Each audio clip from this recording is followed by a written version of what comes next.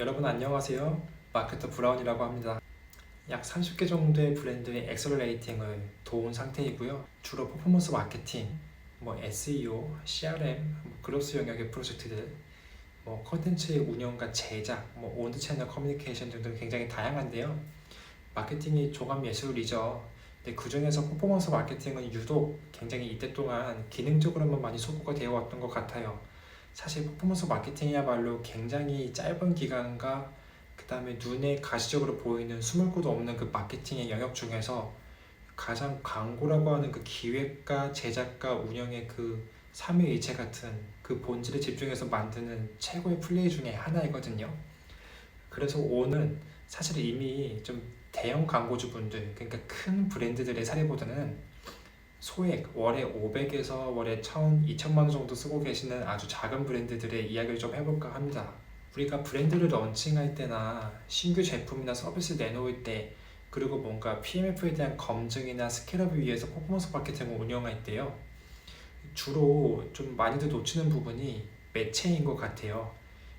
이제 프로덕트 마켓핏, 우리의 PMF 지면은 어느 매체에서 접근해야 되는가, 이런 생각들을 당연히 하겠죠. 근데 사실 대부분의 SNS 매체는 굉장히 넓은 바다와도 같습니다. 엄청나게 넓은 바다에서 월에 몇 억을 아무리 타겟팅을 좁혀서 쓴다고 해도 요만한 관역 하나까지 이렇게 타겟팅이 좁혀지진 못해요. 그럼 우리가 요즘 때 타겟팅을 한다는 것은 뭐냐면 인구 데모나 관심사 유저 타겟팅의 그런 세그먼트 타겟팅이 아니고요. 페르소나의 타겟팅입니다. 페르소나 무엇일까요? 마케팅에서 말하는 페르소나는 굉장히 스텝 바이 스텝을 해나가는 그 과정이 있습니다. 초기에는 가상의 몇 명의 인물을 정해놓고 그들을 심도 있게 한번 그려보는 작업을 하게 되고요. 그 다음에는 그들의 이동 경로, 그들의 일상에서 어떤 광고, 어떤 제품과 서비스를 어떤 사람들 통해서 이해하게 되고 그걸 들었을 때 어떤 반응을 하게 될 것이고, 이 사람이 궁극적으로 원하는 게 무엇인지, 이 제품을 썼을 때 원하는 그 기능은 무엇인지, 그 기능 뒤에 이면에 숨겨져 있는 그 사람의 본질적인 해결하고자 하는 그 자아의 욕구, 원츠라고 하죠. 이런 거를 단계별로 파악하는 것이 마케팅에서의 페르소나 접근, 발굴법입니다. 광고를 기획하고 USB를 잘 잡는다고 하는 것은 결국 우리 페르소나, 우리 고객들의 페르소나를 잘 이해하고 접근한다는 뜻이거든요. 머신러닝 자동화의 그 실적이 많이 줄어들고 직접 타겟팅할 수 있는 설정의 범위가 많이 줄어든 때에 더욱더 중요한 것은 우리의 고객 페르소나를 이해하고 그에 맞는 카피라이팅과 USB 광고를 기획하는 것일 겁니다. 조금 본질적인 이야기를 계속 하고 있는데요. 두 번째 소재 이야기로 넘어가 볼게요.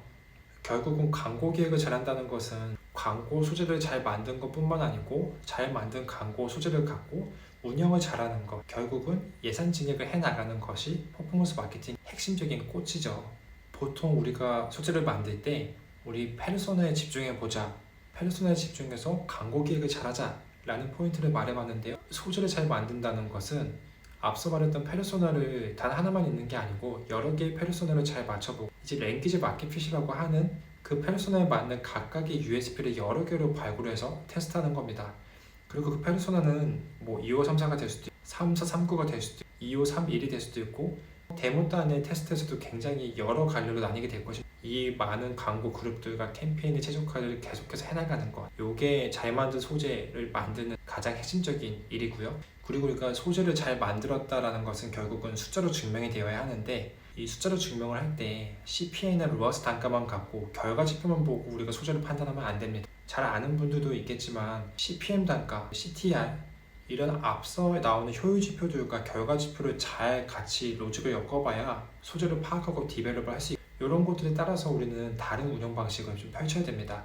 그래야지 단순하게 소재의 단편 지표만 보고 온오프를 하는 게 아니고 각인들 연상하고 구매를 고려하고 전환까지 되는 그 여정들에서 소재를 최적화할 수 있게 됩니다. 그러면 보통은 A-1, A-2, A-4 갖고 여러 개의 나레벨을 하게 되고 모노폴을 하면서 점진적으로 스케일업을 하게 되죠.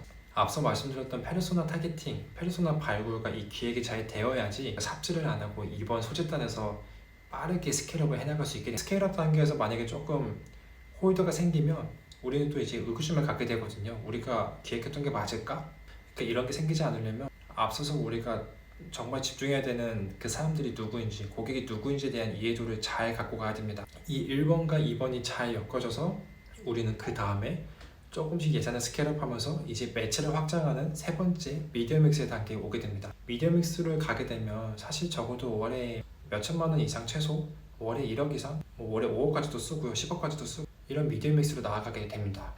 미디어 믹스로 나아가는 건 사실 한 20개 매체를 미디어 믹스 할 수, 한 5개 정도의 단일 매체를 갖고도 미디어 믹스 할 수가 있고, SNS랑 오퍼월, 버티컬, 또 네트워크 등등의 여러 매체로 이제 확장할 수도 있고, SE의 비중을 다르게 갈 수도 있고, 시즌성에 따라서, 경쟁사에 따라, 업종의 특성에 따라서. 그래서 이 마지막 세 번째 미디어 믹스에 좀 더 심도 있는 이야기가 또 필요할 겁니다. 그래서 오늘 첫 번째, 두 번째, 세 번째 퍼포먼스 마케팅 이야기를 조금 다뤄봤는데, 원래는 이 컨텐츠를 한 30분 정도 찍었었는데 30분 정도 전달하기에는 내용이 너무 많고 방대해서 조금씩 핵심적인 섹션을 좀 세부적으로 하나하나 터칭하는 식으로 좀 여러분을 만나뵈려고 하니까요.